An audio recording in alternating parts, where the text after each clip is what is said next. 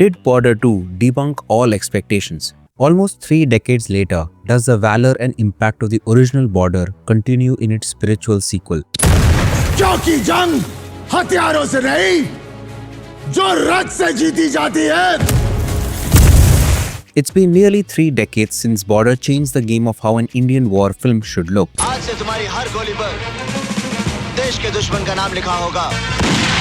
And when I stepped into watching Border 2, there was only one question on my mind. Could a spiritual sequel still have the same magic, the same emotion, the same big screen thrill after nearly 3 decades of cinema? Because let's face it, like me, there are many 90s kids out there whose first war film was Border. And to date, it is my favorite war film in Indian cinema. The iconic dialogue that Sunny Deol says to Sudesh Berry's character has forever taken a prime spot in my memory. आपकी छुट्टी मंजूर हुई है क्योंकि आपके घर में problem है. दुनिया में किससे प्रॉब्लम नहीं? जिंदगी का दूसरा नाम प्रॉब्लम है. अगर इन सब ने अपनी प्रॉब्लम्स का बहाना देकर छुट्टी ले ली, तो ये जंग कैसे जीती जाएगी? बताओ, ऐसा जंग किधर जीतेंगे आप? So when the teaser and trailer for Border 2 came out, I assumed this to be yet another commercial sequel, hoping to cash in on nostalgia, similar to how Gadar 2 made the big bucks. But after watching Border 2, I must say, I'm surprised. In this video, I'll break down the movie to answer a very simple question. Did Border 2 debunk all expectations? Because frankly, it's not about blindly praising or ripping apart the movie, but about understanding what Border 2 is trying to do in 2026 as a follow-up to a cult classic from 1997. अभी Border 2 की जब बात हुई तो the makers and the writers have seen to it that we stick to the beauty which Border 1 had, and so it is placed in the period of 1971. So let's start from the bottom, the story world of Border 2. Knowing Border is a legend, Border 2 positions itself as an extension of the universe we have seen before, with the difference being style and tone, as Border was dusty, earthy, grim, yet poetic, while Border 2 is flashier, technically glossier, and unapologetically mounted on a grander scale. It looks and feels like a film made in a time when commercial Hindi cinema has become bolder, louder, more visually polished, with the camera gliding across real military locations, towering installations, vast landscapes, as if to tell you, this is big, this is national,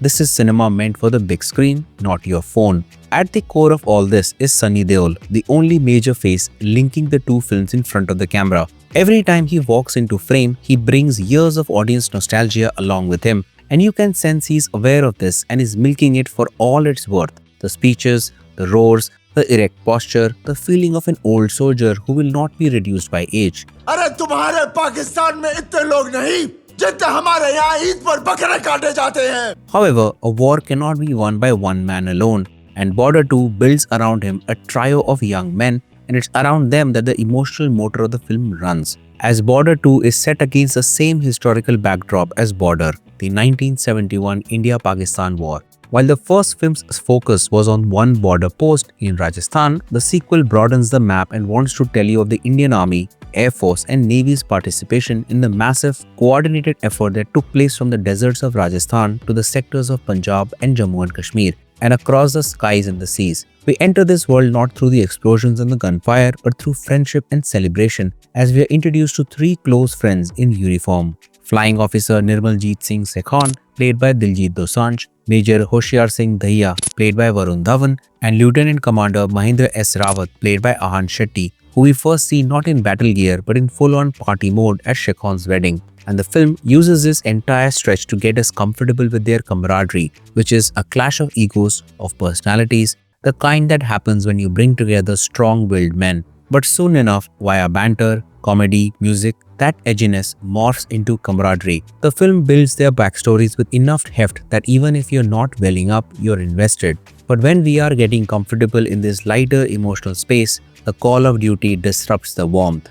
The friends are pulled out of personal happiness and back into service as the war intensifies, and more soldiers are being sent eastward. Still, this trio and their regiments under the hawk eye of their ex-instructor, Lieutenant Colonel Fateh Singh, are to man the Western Front, a long exposed line that stretches from Rajasthan to Punjab to J&K. From here on, the film moves in three kinds of spaces. On the ground, where tanks roll, soldiers burrow in and hand-to-hand combat takes place.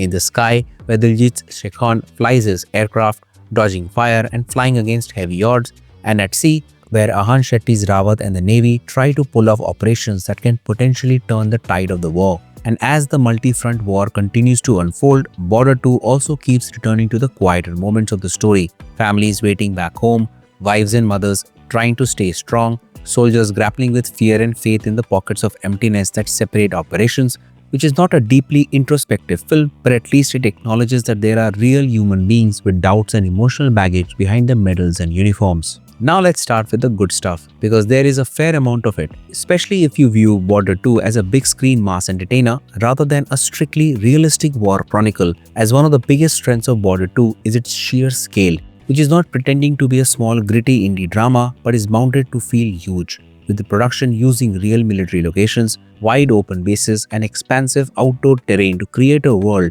that feels appropriately large for a story about an international war. On a big screen with proper sound, those wide aerial shots, military formations and large crowd scenes do have more impact. Sunny Deol is bang on here, as he might not be in his 20s, but his persona has aged into something that is perfectly suited for this role.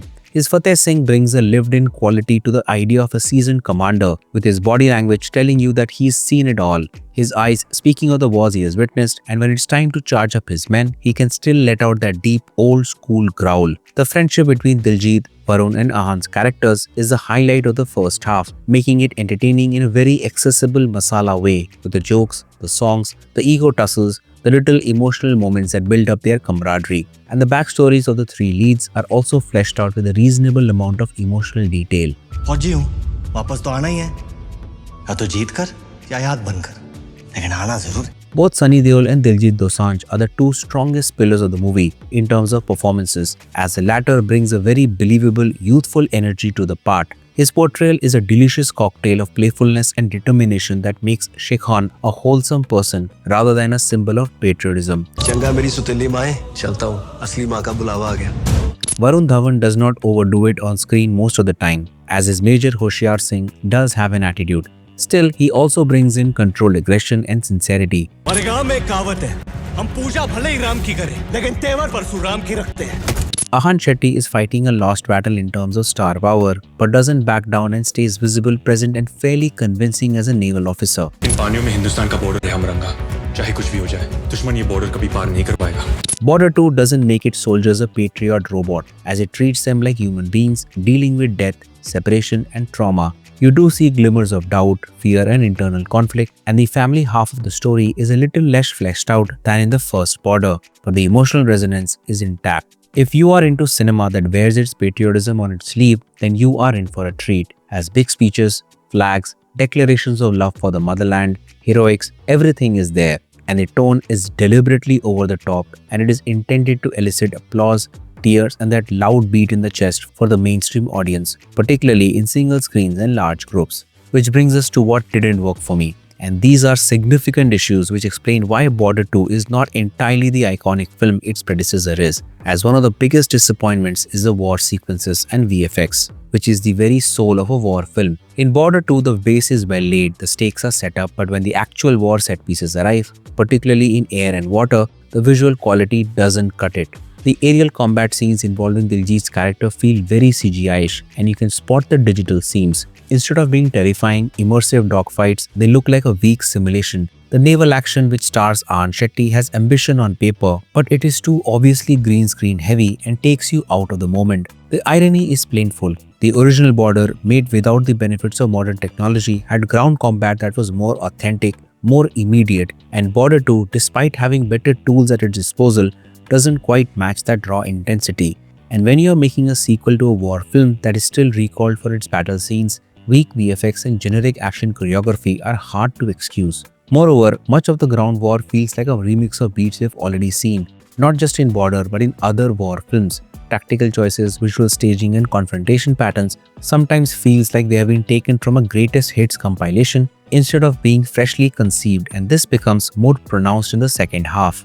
The movie is always making a point that's been made several times before. The war is brutal, the duty is hallowed, the men are heroes. We get it, and as far as the ways of staging and shooting those things go, there is not much that can be called new. and for a sequel that is coming after such a long time, you expect it to find a new visual or narrative grammar for war, and that does not happen to the fullest extent. Border 2 is a long film and you begin to feel its length more and more as it enters into second half. Some sequences are stretched longer than they need to be, and the editing does not always keep you engaged. The first half is engaging with the character setup and a balance of humor and emotion. Still, once the war begins, the film starts to sag in patches. The peaks in the battle scenes don't feel earned because if you know your war movies, there is a predictable template to the emotional highs in a battle scene. And Border 2 doesn't fully escape this, sometimes relying on the background score and patriotic dialogue to manufacture the feels rather than organic tension and stakes. While the film has some emotional moments, especially in the domestic scenes and the personal backstories, that depth doesn't really carry over to the war blocks, and those sequences aren't as emotionally layered as they could be. So where does Border 2 leave the franchise and the genre of Indian war movies in general? It demonstrates that there is still a massive appetite for grandiose patriotic war movies, and a title like Border still inspires curiosity and chatter.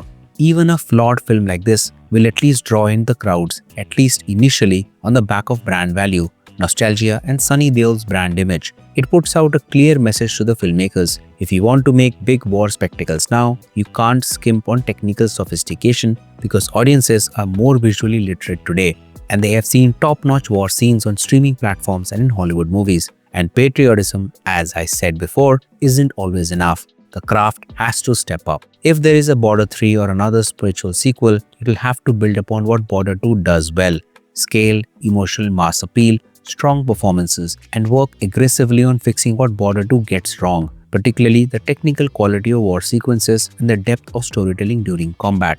So did Border 2 shatter all expectations? Not quite. It neither smashes them nor lives up to the 1997 epic. But what Border 2 does do is create its own identity as a modern, large-hearted war film that respects its legacy but does not plagiarize it. If you go into it expecting a work of perfection similar to the first one, you will leave the cinema feeling ambivalent about the experience. But if you enter the cinema expecting a grandiose, melodramatic, patriotic war drama meant to be watched on a giant screen, led by effective central performances and brazenly targeted at the masses, Border 2 has enough moments that will linger with you. Enough to say that it did not shatter expectations, nor did it crumble under the weight of them either. If you enjoyed this review and are interested in watching more, check out our latest video about Dhurandhar right here. Thanks for watching, and I'll see you in the next one.